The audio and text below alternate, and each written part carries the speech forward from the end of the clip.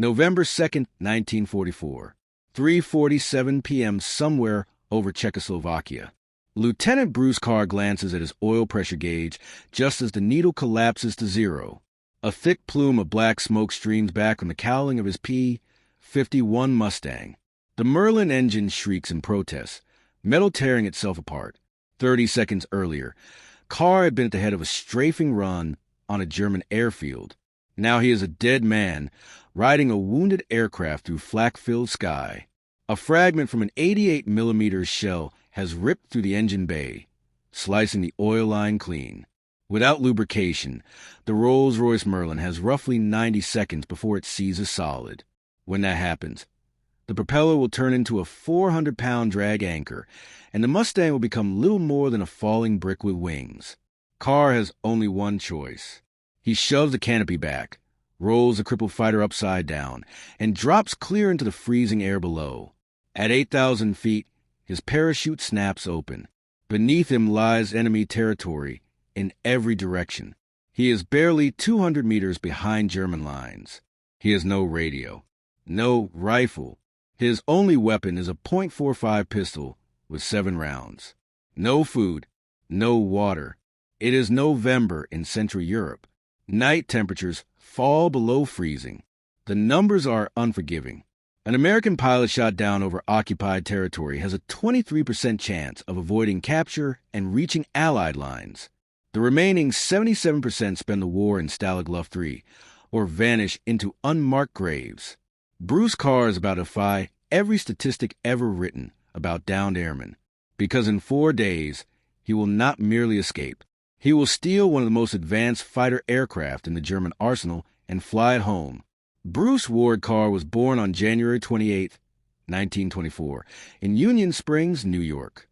His childhood was unremarkable, with one exception. In 1939, at the age of 15, Bruce Carr learned how to fly. The year is important. In September 1939, Germany invaded Poland. World War II began. A teenage farm boy in upstate New York could not possibly have known that within 5 years he would be dogfighting Messerschmitts over Berlin. But something inside him must have sensed that flying was about to become the most valuable skill a young man could have. He didn't learn in a military program or a formal flight school. A local crop duster named Earl let the kid take the controls of his biplane one summer afternoon. That was all it took. Carr was hooked. By the time he turned 16, he had logged more time at the controls than most Army Air Corps cadets. September 3, 1942. Carr enlists in the United States Army Air Forces at 18. He enters the Aviation Cadet Training Program, where fate intervenes almost immediately. His flight instructor turns out to be the same man who first put him behind the controls 3 years earlier. Earl has enlisted as well. Earl reviews Carr's application, notices the 240 flight hours already in his logbook, and doesn't hesitate. He recommends Carr for the accelerated track. By August 1943, Carr earns his wings as a flight officer. By February 1944, he is in England, assigned to the 380th Fighter Squadron, 363rd Fighter Group, 9th Air Force. His first aircraft, the P-51 Mustang. It is the finest piston-engine fighter ever produced. The specifications speak for themselves.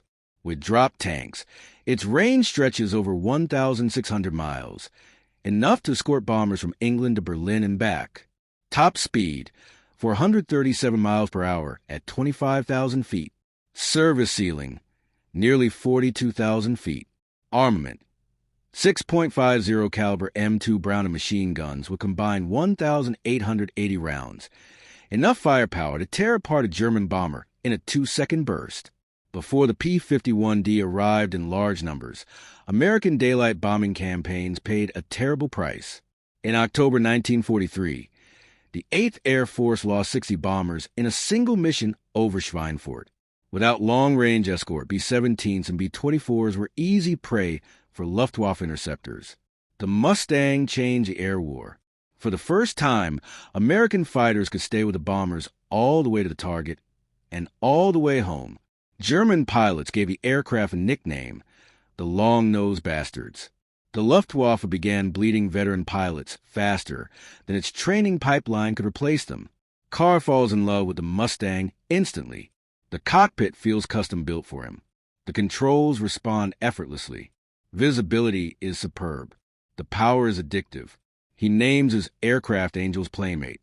He has no idea that in 8 months he will be seated in a very different cockpit, one marked with German instruments and a swastika on the tail. March 8, 1944. Flight Officer Carr enters combat for the first time. He spots a Messerschmitt Bf 109 over Germany and dives in pursuit. The German pilot attempts to escape by hugging the terrain, skimming just above the treetops. Carr stays with him. The chase runs for nearly 40 miles at speeds exceeding 400 miles per hour, both aircraft barely clearing the forest canopy. Carr squeezes the trigger. The first burst misses. He fires again. One round strikes the 109's left wing. The German pilot panics. He pulls up and ejects, but he is too low. The parachute never fully blossoms. The pilot strikes the ground at nearly 60 miles per hour. The Bf 109 smashes into a nearby hillside. Carr flies back to base expecting praise. Instead, he is summoned to his commanding officer's office. "Carr, that was the most reckless flying I've ever seen," the officer says. "You nearly got yourself killed chasing that German down into the trees. You're being reassigned." The victory is not credited. Officially, Carr did not shoot the aircraft down. The enemy pilot died attempting to escape. It is the first clear sign that Bruce Carr does not think like other pilots. Where others see recklessness, he sees possibility. Where others recognize limits, he sees guidelines. May 1944.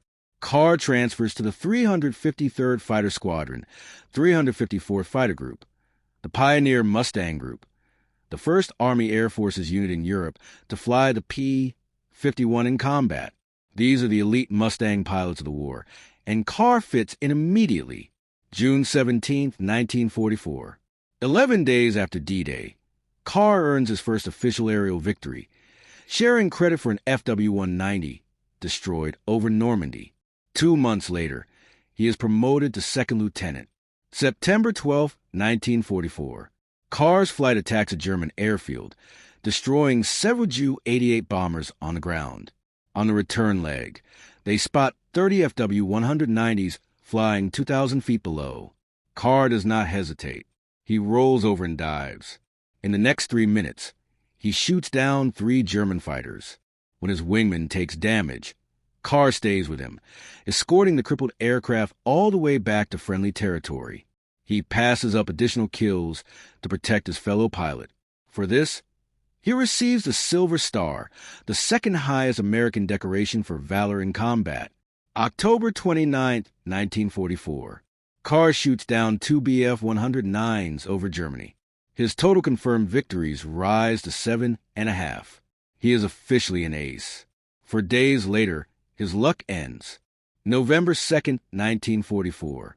Carr slams into the frozen ground of Czechoslovakia. The landing is brutal. His ankle twists violently on impact, not broken but severely sprained. He gathers the parachute silk and conceals it beneath fallen leaves. The Germans will come looking for him. They always do. He is perhaps 20 minutes before patrols reach the area. Carr knows the airfield he attacked lies roughly 5 miles to the north. He also knows the Germans will expect him to flee south or west toward Allied lines. His survival depends on doing the opposite. He turns north, deeper into enemy territory. The logic seems backward, but it is sound. German search parties will fan outward from the landing site, convinced the downed pilot is running away. Carr is not. They will not expect him to move closer to their own base. And if he is going to stay alive, he needs supplies, food, water, maybe even a weapon. An airfield offers all of that. Day 1. Carr moves through the forest, avoiding roads, traveling only after dark. His flight suit provides almost no insulation. Every step sends pain shooting through his swollen ankle. He has not eaten in 18 hours. Day 2. He finds a stream and drinks deeply.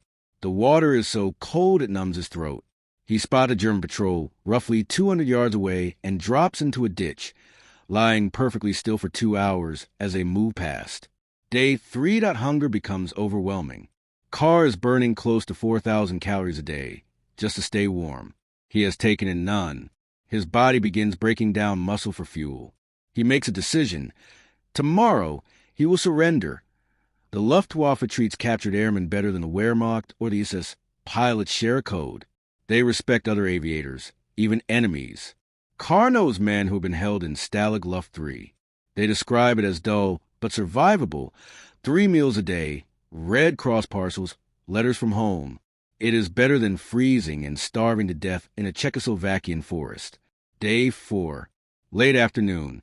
Carr reaches the edge of the German airfield. He takes position along a tree line overlooking the eastern perimeter. Through the branches, he can see hangars, fuel trucks, aircraft, mostly Bf-109s. His plan is simple. Wait for morning. Walk to the main gate. Hands raised. Then night falls, and Carr notices something else. A revetment sits about 80 yards from his position. Inside it rests a Focke-Wulf Fw-190, partially hidden beneath camouflage netting. 2 German mechanics are working on the aircraft under portable lights. Carr watches. They check the fuel. Tank's full. They start the engine. The distinctive roar of the WWII radio bursts to life. They cycle propeller, test the magnetos, and methodically work through what looks like a complete pre-flight inspection. Then they shut the engine down, cover the cockpit, and walk back toward the main hangars. The Fw-190 is ready to fly. Carr's mind starts doing the math. He has never flown a German aircraft. He does not speak German. He has no idea where the switches are, how the engine is started, or how the landing gear operates. But he knows how to fly. He has logged more than 500 hours in combat. Every airplane, no matter who builds it, has the same fundamentals: throttle, control stick, rudder pedals. The laws of physics do not change because the markings are written in German. And in front of him sits a fully fueled fighter with no guard. The plan to surrender disappears. Carr waits until 3 a.m. The airfield is silent. Only a skeleton crew remains on night duty. There is no movement near the revetment. He moves. 80 yards of open ground. No cover. If anyone turns their head in his direction, he is finished. Carr crosses the distance in 40 seconds, staying low. Pain explodes through his twisted ankle with every step. The Fw-190 is larger than he expected. Wingspan, 34 feet. Length, 29 feet. Empty weight, 7,000 pounds, nearly a ton heavier than a P-51. The cockpit sits high, shielded by thick 30mm armor glass. The nose is dominated by the BMW-801 engine, a 14-cylinder, air-cooled radial producing 1,700 horsepower. The Focke-Wulf Fw-190 is Germany's premier fighter, introduced in 1941. It so thoroughly outmatched the Spitfire that the British rushed new variants into service just to keep pace. German pilots called it the Werger, the butcher bird. Allied pilots called it trouble. The aircraft Carr is about to climb into is most likely an A-8 variant, the most common model in late 1944. Standard armament: 2 13mm MG-131 machine guns in the cowling, and 4 20mm MG-151 cannons in the wings. Maximum speed, roughly 425 miles per hour. Range, about 500 miles. In the hands of an experienced pilot, it is a lethal machine. Carr is not an experienced Fw-190 pilot. He has never flown one. He has never even sat in one. Everything he knows about this aircraft comes from gun camera footage, usually moments before they explode. Carr climbs onto the wing. The canopy is unlocked. He slides it back and drops into the cockpit. The first thing he realizes, he can't read a single thing. Every label, every dial, every switch is written in German. The instrument panel is a wall of unfamiliar Gothic lettering. The second thing he notices, the cockpit is tighter than a P-51's. His knees press against the instrument panel. The control stick falls naturally under his right hand. The throttle is on the left, just like an American fighter. Some principles are universal. Carr has roughly 4 hours before sunrise, and he uses every one of them. He follows wiring by touch and sight. He identifies instruments by location rather than language. Airspeed is usually in the upper left, altimeter near the top center, engine gauges grouped to the right. He locates the fuel selector, the magneto switches, the propeller control. The last and most critical system is the starter. In AP-51, it's electric. In the FW-190, he has no idea how it works. On the right side of the cockpit, he finds a T-shaped handle with German lettering. One word resembles starter. He pulls it. Nothing. He pushes it. A mechanical whine fills the cockpit. An inertia starter spins up, whining like a giant clock spring. He lets it run 10 seconds, then 20. Then he pulls the handle again. The BMW 801 coughs, catches, and explodes to life. The sound is overwhelming. 1,700 horsepower at idle still sounds like thunder. Every German on the field will hear it. Carr has seconds. There is no time to locate the runway. No time to check brakes, flaps, or the radio. He slams the throttle forward. The FW-190 surges ahead. The tail lifts almost immediately. The aircraft is nose-heavy and eager to leave the ground. In the pre-dawn darkness, Carr lines up between two hangars. Ground crew spill out, shouting, pointing. 60 miles per hour. 70. The hangars rush toward him. At 90 miles per hour, Carr eases back on the stick. The FW-190 jumps into the air, clearing the hangar roofs by what feels like inches. He is airborne in a stolen German fighter, 200 meters behind enemy lines. Now comes the difficult part. The cockpit is a maze of unfamiliar systems, but Carr works through them one at a time. Landing gear. He finds a lever on the left console and pulls. A solid thunk. The wheels retract. The aircraft accelerates. Compass. He identifies a Euro and turns west-southwest, toward France, toward Allied territory. Altitude. He climbs to 500 feet, then reconsiders. At height, he would be visible to German radar, to interceptors, to flak batteries tracking every contact. He drops to treetop level, 50 feet above the ground, 280 miles per hour. The forests of Czechoslovakia smear into a green blur beneath his wings. This is flying on the edge of madness. One mistake, 1 second of lost focus, and he will tumble through the trees at 300 miles per hour. But flying at treetop height makes him invisible to radar. He is too low for flak, too fast for ground troops to track effectively. The fuel gauge still reads full. The FW-190's range is roughly 500 miles. France is only 200 miles away. He has room for error. For 45 minutes, Carr drives the aircraft west. The sun climbs behind him. The landscape below shifts from dense forest to open farmland to the shattered terrain of eastern France. He crosses the front line. That is when the real danger begins. Allied anti-aircraft crews see exactly what they expect to see. A German FW-190 screaming in at low altitude toward friendly positions. They open fire. Streams of .50 caliber tracers reach up from every direction. Carr is being shot at by his own side. He has no radio to identify himself, no way to signal friendly intent. The aircraft still wears German markings, black crosses on the wings, a swastika on the tail. Carr is the only thing available to him. He goes lower and faster. He drops to 20 feet above the ground, hedge hopping at full speed. Prop wash blast dust and debris from the roads beneath him. French civilians dive into ditches as the fighter roars overhead. American soldiers fire rifles skyward. Every gun in France seems to be aiming at Bruce Carr. Later, he will joke that every .50 caliber machine gun ever built took a shot at him during that 30-mile dash to his base. The FW-190 absorbs hits. He hears the impacts, feels a shuddering through the airframe, but German engineering holds. The aircraft keeps flying, then he sees it. The airfield. A-66 or Caen, France, home of the 354th Fighter Group. Carr lines up for landing. There's no time for traffic patterns, no time for radio calls. The anti-aircraft batteries are already tracking him. That is when he discovers the final problem. The landing gear will not deploy. Carr pulls a lever. Nothing. He pumps it. Still nothing. He searches frantically for a backup system, an emergency release, any alternative. The FW-190's landing gear is hydraulically operated, and the system is dead.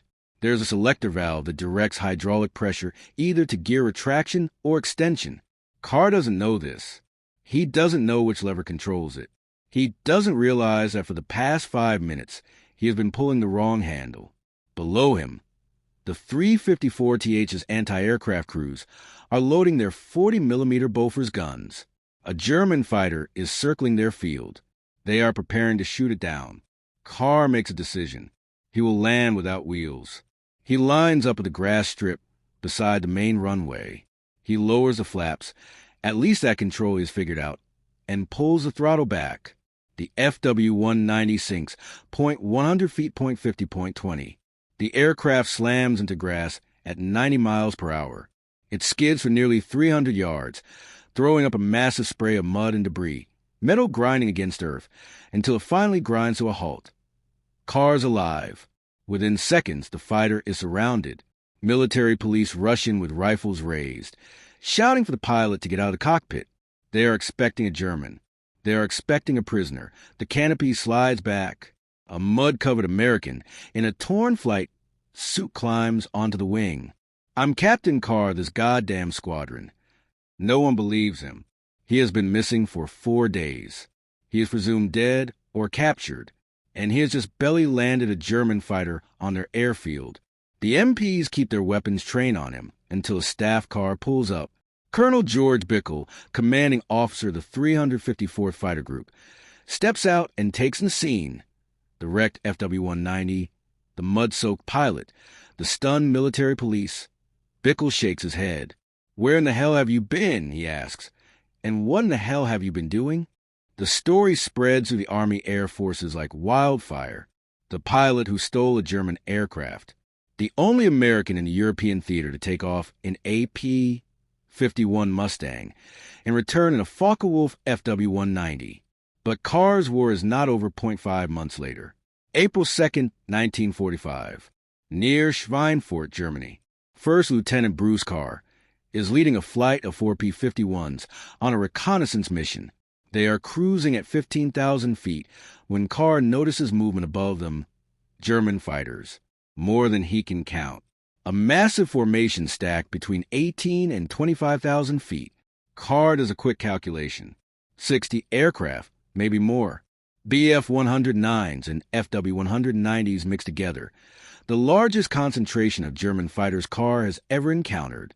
He has 4 P-51s. The enemy formation is enormous. Bf-109 G-10s and FW-190 D-9s. The latest versions of both aircraft. Many of the pilots are new. By early 1940, for the Luftwaffe had already begun bleeding experienced airmen, but numbers still matter. And 60 aircraft are still 60 aircraft. Standard doctrine leaves no room for debate. For fighters against 60 is a death sentence. The Germans hold every advantage, altitude, numbers, and position. Every flight manual says the same thing. Break contact. Report the formation. Warn the bomber escorts. Survive. Bruce Carr has never been especially concerned with what manuals recommend. He keys the radio, engaging. His wingmen do not hesitate. They have flown with Carr before. They know his judgment. When Carr commits, he commits fully. The 4 Mustangs climb straight into the German formation. What follows becomes one of the most extraordinary air battles of the war. The Germans are not expecting an attack. They are flying in a loose defensive spread, conserving fuel, likely en route to intercept an American bomber stream. For American fighters charging directly into their formation makes no tactical sense. Carr exploits the confusion. He slips into the rear of the formation, lines up behind a Bf-109 and fires. The German pilot never sees him coming. The aircraft disintegrates. Carr shifts immediately to a second target, an FW-190. 3 seconds of .50 caliber fire. The fighter snaps inverted and plunges toward the ground. The German formation begins to break apart. They don't know how many Americans are attacking. They don't know where the fire is coming from.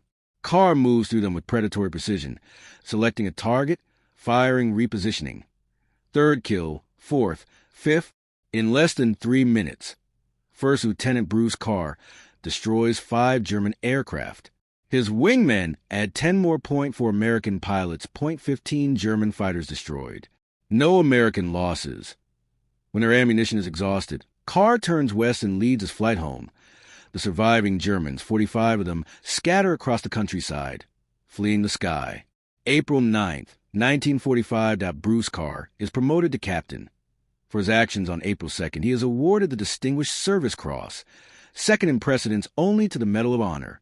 The citation states that, with complete disregard for his own safety and despite the enemy's overwhelming numerical strength and superior tactical position, he led his element in a direct assault, personally destroying 5 hostile aircraft and damaging another. With that action, Carr becomes the last ace in a day of a European theater in World War II. No other American pilot will equal his achievement before Germany surrenders. By war's end, Carr has flown 172 combat missions and amassed 14, or possibly 15, confirmed aerial victories, depending on the source, along with numerous enemy aircraft destroyed on the ground. He is 21 years old. The war ends, but Carr remains in uniform. He joins the Acrojets, the U.S. Air Force's first jet aerobatic demonstration team, flying the F-80 Shooting Star.